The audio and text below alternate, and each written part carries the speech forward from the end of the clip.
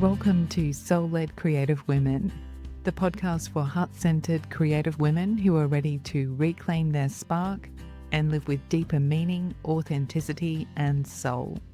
So today I have Devorah Brinckerhoff with me. Devorah is a professional artist of over 30 years. As a way to process her own trauma, she created Soul Portraits, a mixed media creative healing practice that uses personal materials like letters, photographs, and journal pages as a way to transform and heal past wounds. Working from her Oregon studio, she creates commissioned soul portraits and also teaches others the process through online and in-person coaching and workshops, guiding people to transform traumatic experiences, release old stories, and remember who they are beneath conditioning and performance. So welcome, Devorah. Thanks so much for having me, Sam. So let's just start with your story. Tell us about your journey, when you first started making art, and what led you to your work with soul portraits. There wasn't really a time when I wasn't making art. It was definitely my first language. It came much more easily and fluidly than anything else. So always drawing, painting, exploring different mediums. And so I didn't realize for a very long time that it had been acting as like a way for me to tell my story. Like I didn't even know what my story was, let alone tell it. So, but all along it was that kind of a release valve and would diffuse stuck places in me that I wasn't even conscious of being there. Uh, and so I was lucky enough to go to art school and start on the sort of typical art path and go into galleries uh and just have that on rinse and repeat. And first it takes a minute to get into one gallery, and then you want more galleries, and then you want across the nation, and then you want across the pond, so they say. And really it was never enough. It never Mhm. actually satisfied anything, and like it felt good in the moment. Like shows were really fun. They can be fun, but it's also a persona. And I wanted something much I really liked connecting at a deep level with people who resonated with my work. Mhm. Certainly showed up on during an opening, but they really showed up during studio walks and Okay. open studios. And so just anybody could come in, and people who resonated with my work would end up staying for hours, and people where my work made them really uncomfortable, they would just turn tail and like run as fast as they could out of my studio. No, I've encountered all and Mhm. between. In terms of my own conscious awareness, I really even though it was always working for me, I did not become aware of it until my life fell apart. Okay. And then it became very clear to me what was happening in my Okay. studio. Isn't that So, interesting? Wow. yeah, So yeah, that's what led you to the soul portraits piece as yeah. well. So yeah. So tell us a bit about the journey then in terms of how your life fell apart and how you realized and connected all those pieces together. So, and I'd back up just a little bit too. In with shows and getting ready for shows, there is this momentum around creating work and getting into a rhythm. And I think I was listening to another episode of yours where you were talking with a guest, and you were talking about the discipline of showing up and being in the creative act or atmosphere and just continually putting the reps in and seeing what happens. And I was never good at creating work for other people, like, ever. Okay. Even if people were like, "I really love this, can you make another one?" I'd be like, "I'm not sure." Like, I genuinely don't know if I can, because Yeah. it didn't come from that place, it came from another place. And that to me really became what I later understood as what we're all capable of tapping into, Mhm. and this other energy of creativity, which is within all of us. So, um, okay, so my world fell apart. I we had discovered that our children had were being sexually abused, and this was a like a over a 3-year period of time. And I had just kind of was like closing in the closing gap of my own history of sexual abuse. So I had spent years in therapy, and all of a sudden, my children were showing signs that were alarming. And I was like, no, this cannot really be happening. And as we discovered who it was, and we really tried hard to deny who it was and to not like my vow was I can't do to myself, Mhm. like to my kids what I did to myself. I wasn't going to suppress their experience. In letting the family know, um, it was my it gets a little confusing. So my husband's father's second wife's child was, we believed, Okay. was molesting our children, 2 of them. And when we finally, like, really put the pieces together and got the courage up to say, "Hey, this is what's happening. This is what we'd like to do about it. Are you on board? Yes, we wanna support you in this. We wanna support him in this. It's all gonna be okay." Within 24 hours, they called everyone we knew and said, "This is what you're gonna hear. It's a lie. In fact, yada, yada, yada." And that my father-in-law called up my father and said, "You'll never believe what your daughter's been saying about you. Here it is. She told me this years ago, and you should know, would you like to join a lawsuit?" Because I had told my husband and his family that I believed that my own perpetrator was my father. But I didn't Okay. tell my father that because I didn't think that would go over very well. It Mhm. didn't. So they joined a lawsuit for grandparent rights, and within 24 hours, we lost every single family member, cousin, aunt, uncle, in-laws, parents, sisters, brothers, everything. Wow. Um, and a letter of excommunication from me, from my family. And I was just devastated because I really loved my family and I was an unhappy kid, but I loved my family. I had a complicated relationship with my mother, and if anybody sort of came under scrutiny, it was her. And at the same time, she just was more vocal about their shared values and beliefs. And again, she was just a recipient of those same values and beliefs from her parents, and we're just Sure. a chain, right? Yeah. So I was sitting in my studio with all of these love letters and hate letters and family photographs and legal papers, and I was ripping them up. I didn't know what else to do. I just started ripping them up and gluing them down in pieces on a canvas. And about Mhm. 4 hours into this process, I stood back and I was like, "What is happening?" I'm disassembling and reassembling my story, my identity, this version of myself, and I feel like a different, right? I'm not the Mm. same that received those letters. I'm not the same person that was excommunicated. I'm not the same person in that photograph from 20 years ago. Like, I'm not the same person that I was 5 minutes ago.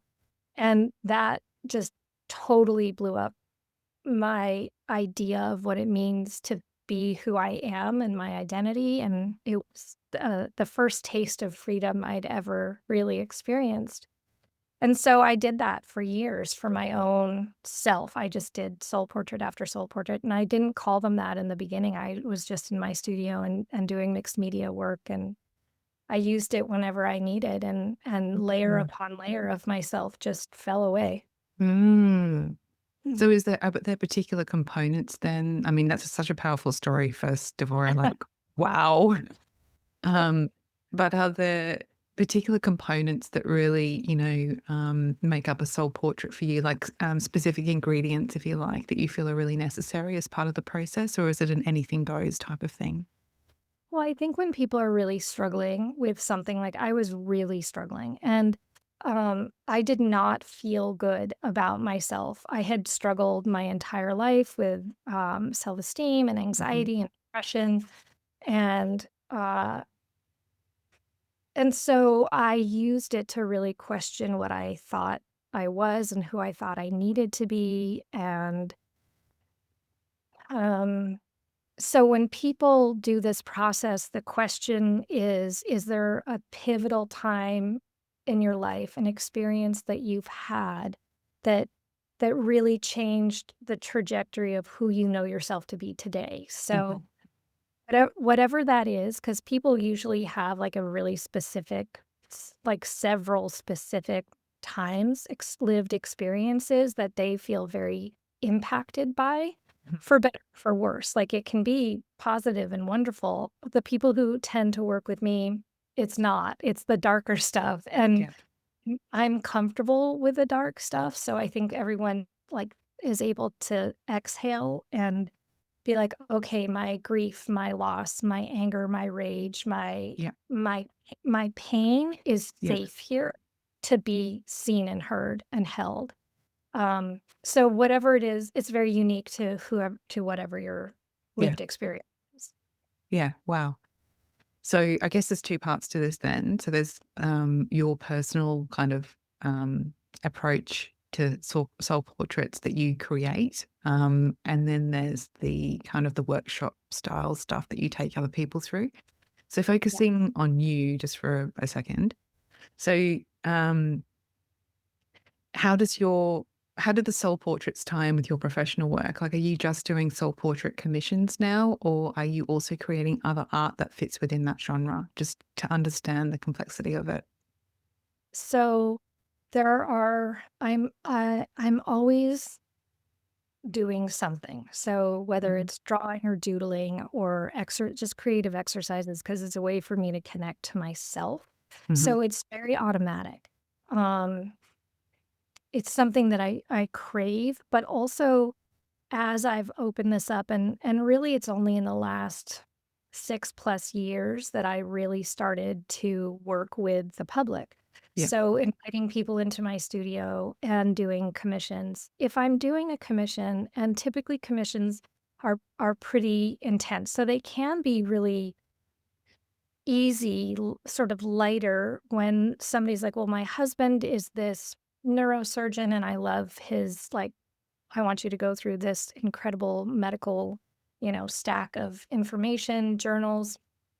Um, and I love my children's drawings, and I'm partial to like a 1920s image of the spinal cord. So that was somebody's idea of a soul portrait for a very so their family had a story, and it had elements of all of them in that story. And Mhm. then the over image was what they wanted, right? So it Mhm. could be abstract with this kind of palette, but they knew my style, and so we would work together in that way. So that's an example of a lighter, easier kind of commission. Other examples are um, so somebody's lived experience of being a soldier in Vietnam, and like I did his portrait over COVID, and he just sent me material after material after material of things that he had written, and he happened to be just a beautiful writer and had a lot to say about war in general and what it's like. Vietnam is pretty complicated in the sense that they when they came home, they were really demonized, and Mhm. even while they were there was a lot of conflict around it, and yet they were puppets for other people's agenda, and he was very, very good at his job as a soldier, and he was an artillery man who, I don't like, calculated where bombs would land, and so felt very responsible for death, and a Mhm. lot of death. And so Mhm. on the one hand, he was rewarded for doing his job well, and on the other hand, he didn't know how to, um, like, regulate that experience, and he had done a ton of work, in that for himself. So it was such a privilege to make his portrait. Um And what I can say is that it was also really intense, and it was a beautiful experience for me, and afterwards, I just did, like, an oil painting, no media, just a straight up classic oil painting, and kind of, like, released whatever residual energy I had been carrying. Mm. That's So so powerful. Wow. I love that. that was kind of the ebb and flow, so I'll immerse myself in somebody else's energy. Yeah. I that are channeled. I follow the information of their material and I witness it with love. Like my whole thing is to show Mm. up with such an open heart so that people know that whatever they feel is unforgivable because we're our own worst enemy with that. I did not know how to love myself and I did not know how to forgive myself. And once I had some practice with doing that, it's so easy to show up without Mm. judgment for others and to know that we're all doing the best we can. And so whatever it is, so the other big one is death by suicide. So people who have that experience and they don't know how to hold their own, like their daughter's materials, because they feel so much responsibility and guilt over what happened.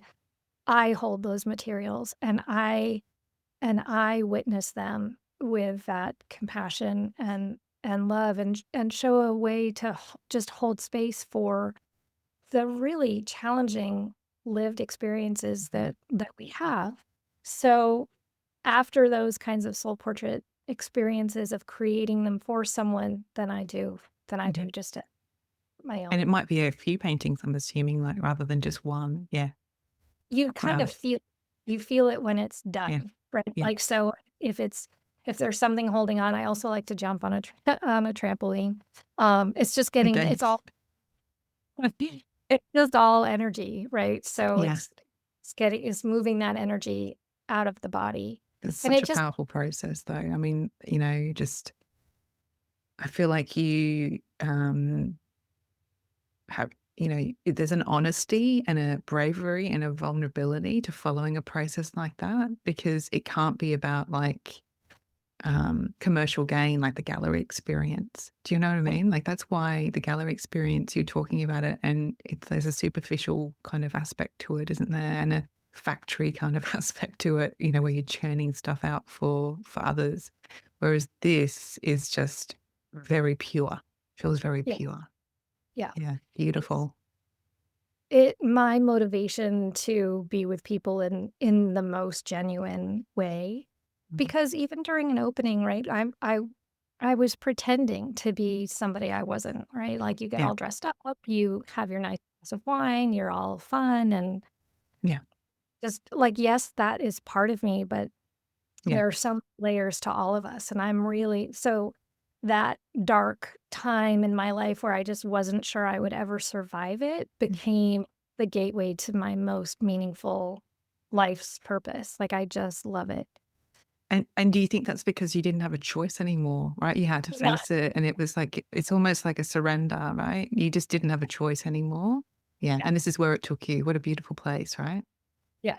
I never would have done it otherwise. Yeah, It's way too scary to like, yeah. and so I get it when people have resistance to what I'm doing. A lot of people do come to the workshop, but it's kind of a self, um selecting process. So if you're not ready, you won't wanna come. If you do Yes. want, then you're ready for what wants to emerge. Yeah, and I guess, like, I feel like because it's such a deep, almost spiritual kind of offering, that people are going to find you quite naturally. Like, it's not something that you're, guessing, heavily marketing or, you know, talking about on a grand scale, because actually, these people are going to find you, because it's what they need. So Yeah. that's super powerful. So, um, back to kind of, the work that you're creating for others then, how do you hope that a collector or, somebody who's commissioned, a portrait, how do you hope that they, engage or connect with the work? And, what's your intention for their experience? So I really feel like whether it's a soul portrait or a painting, Mhm. whatever it is, I've always believed that if you're responding to it, there is something coming alive in the viewer. Like Yeah. if you're getting an emotional response, something is wanting to wake up inside of you or wants to be seen or heard. And so when people either buy a painting that's already been completed or commission me to make one that's specific to their story, it's kind of the same because it's Mm. still their story, something that's waking up is their story. It's in them. And so I want people to feel seen. I want Yeah. people to feel invited to see themselves and to know that they have everything they need inside of them. Mm. Uh, I really just want people to realize their own beauty, their own Yeah. magic inside. That's wonderful. That's so beautiful. Hmm. Um, so tell us a bit about the process then that you teach other people, because I'm assuming that, what you do is not necessarily exactly how you share these soul portrait techniques with other people. So, yeah, how does that sort of work? The technique itself is super simple, right? Mhm. Like any gardener can do Yeah. it. It's like ripping and gluing and smearing paint around, and stick figures. It doesn't matter at all. And one of the other sort of side bonuses to this is that I love disrupting what people think of as like good art. Right. Be- Like what is that? And who Mhm. gets to decide what goes on a wall? If you love it, then that's good art. If Mm. you made it, then you're an artist. And we get pigeonholed into people who are skilled versus those who aren't. And if you're not skilled, then you can't be an artist. And I just think that's Mhm. ridiculous. I definitely cannot sing, but like I would never, ever, ever get invited to sing publicly, but it's fun to sing, right? So I Mm. don't want to hold back just because it doesn't sound good, though I spent years doing that. So I like disrupting the idea of what it means to be creative, Mm. uh, because I think it's such an essential, innate part of being human. So when people are coming to a workshop, the only thing they need to do ahead of time is gather their materials. So to answer that question of like, what is it?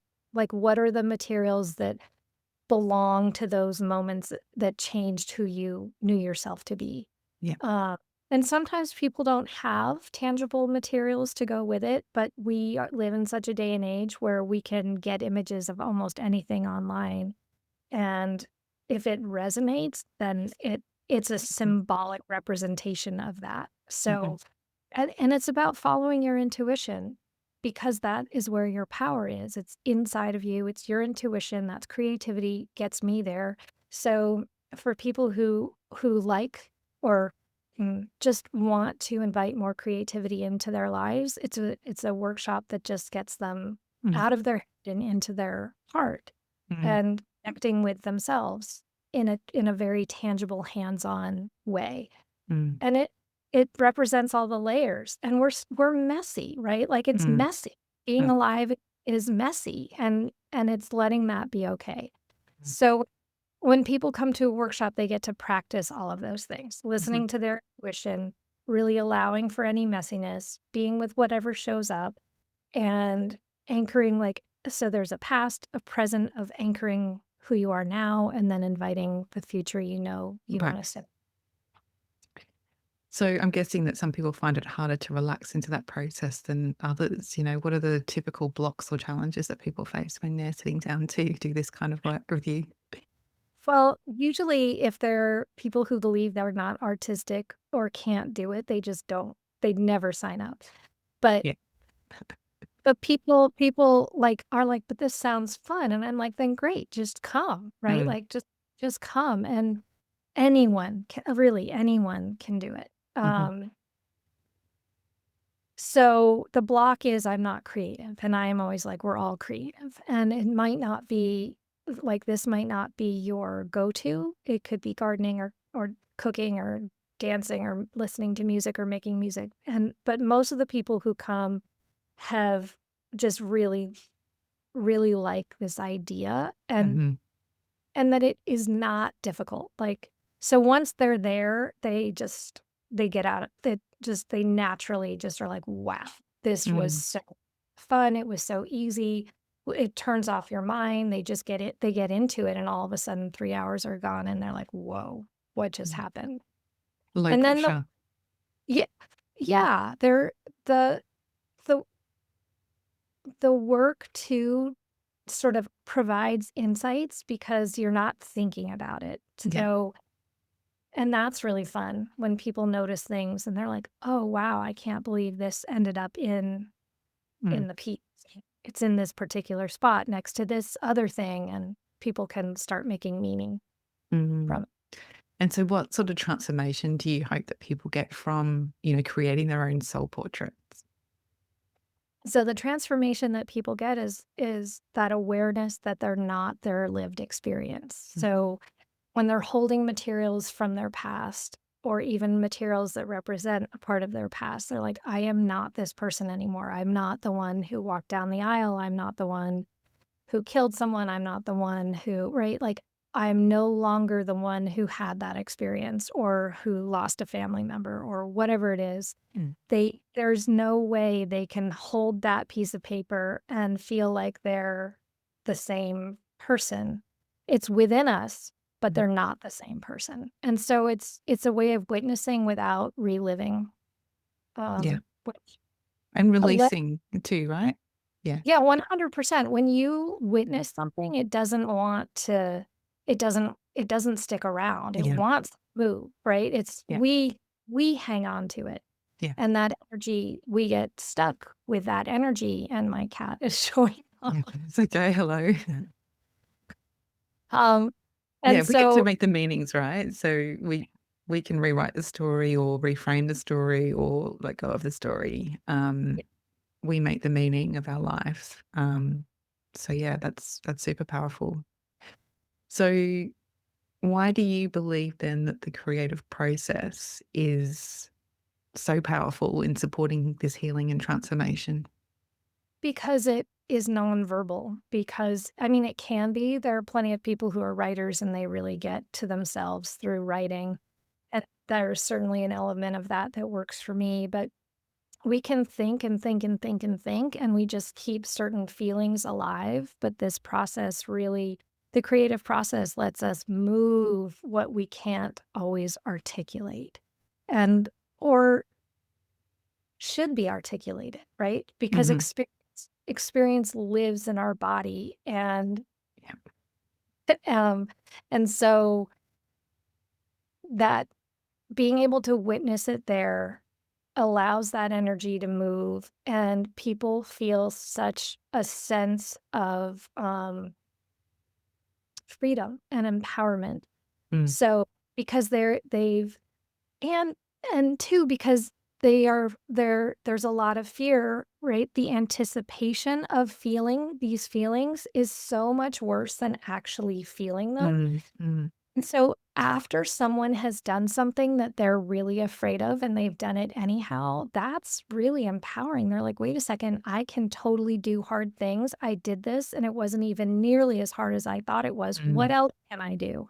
So it opens up this door that says, I'm powerful. And so many of the people I work with feel very disempowered and very stuck in sort of a victim mentality. And when people start getting a taste of what it's like to not be in that role, it it's freedom. Yeah. So creativity for me is the doorway for that. It's the doorway Mm. for self-empowerment, to connect to our own wisdom and divinity, and to tap into something much bigger than what Mm. we've been taught, right? It's all what we've been taught. Yeah, Silly. yeah. That was my next question actually. Is it a spiritual experience? Um, Yeah. I never would have thought so. I mean, I was raised in a mhm. house where Yeah. religion was really not uh, relished, and spirituality was just like a silly thing, like really woo woo. And so I've Yeah. sort of had to come out of the spiritual closet and be like, yeah, Yeah. believe in the universe. And Yeah.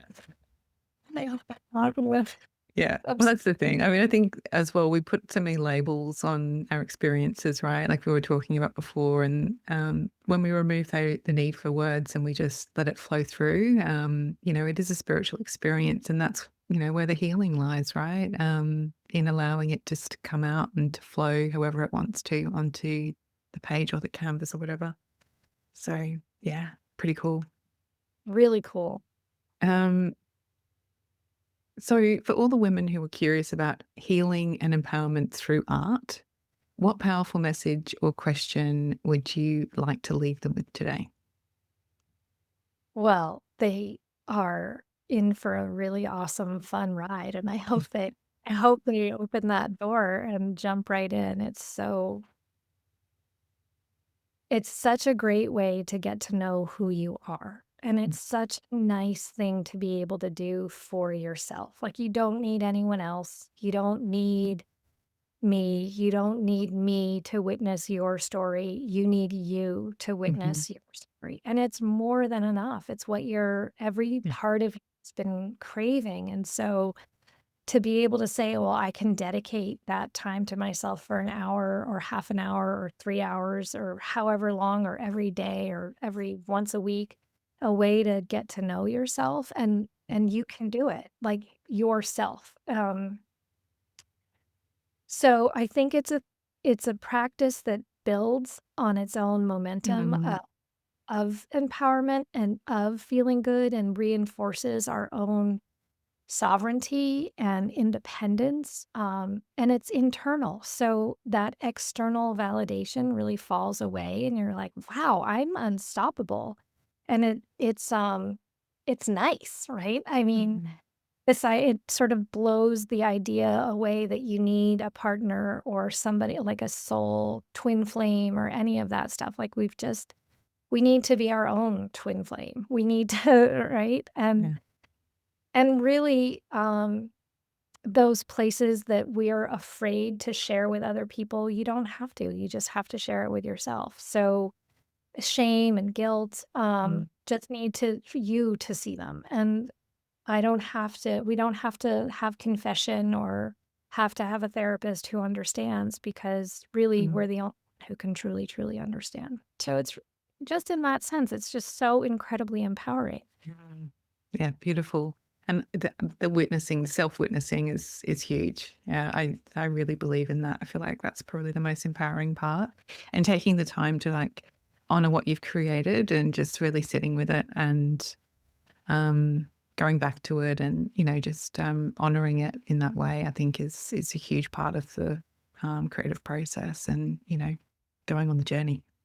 Yeah. And So yeah. I was just gonna say that people are like, "Oh, I'm gonna hate this." And oftentimes, they're like, "I'm never gonna put this up." And I'm like, "Great, you don't ever have to put it up. No. You can throw it away, you can burn it." And some people do all of those things, but they're so glad that they did it. And more often than not, people frame it and put it in a central place in their Mm, home. And mm, it's a reminder of their power. mm, mm. Because there's always beauty in it, right? If it's come from the soul or come from this, these your life experiences, it's always going to have beauty in it. And whether it's only beautiful to you, it doesn't matter, Right. right? Because it's got beauty in it. Even better if it's only beautiful to you, Yeah. and, like, a five-year-old who's made a drawing, like, they love their drawing. We Yeah. love drawing, right? So it's Mm. that feeling in all of us that's like, "Wow, I made this." I'm not a great cook, but when I spend time cooking, I'm like, "Wow, I made dinner." Yeah, so good. So, how can people get to know you better, Devorah, and get a real feel for the work and your beautiful paintings? Instagram and TikTok and Facebook. I have LinkedIn, but I'm not very active on there. And anybody can DM me anytime. And on social media, I I occasionally promote an online workshop. Okay. It's more in person and word of mouth, but uh, yeah. So I'm not hard to reach. I'm pretty much anywhere. If you just Google my name, it'll show up. Soul portraits, anything with soul portraits. Well, there's a lot out there on soul portraits, Hmm. which is cool. I'm so glad that There's a people are coming. rising. Yeah, I love it. It's Yeah. so exciting. Awesome. Thank you so much for coming and chatting with me today, Devorah. I loved our conversation. Thank you. Me too. It was great to talk with you. Hey, Sam here. Thanks for listening to the end. If you love this episode, I would love to hear from you. Please send me a message on social media. You can find me on Instagram at Sam Horton Studio. For more episodes like this, please subscribe to my podcast, Soul Led Creative Women, on your favourite platform. You'll find all the links at samhorton.co/podcast. The themes and tools explored in this episode feature in my new online program, Empowered Creative Soul. To find out more and join the waitlist for VIP perks when doors open, please visit samhorton.co. The direct link is in the show notes. Take care.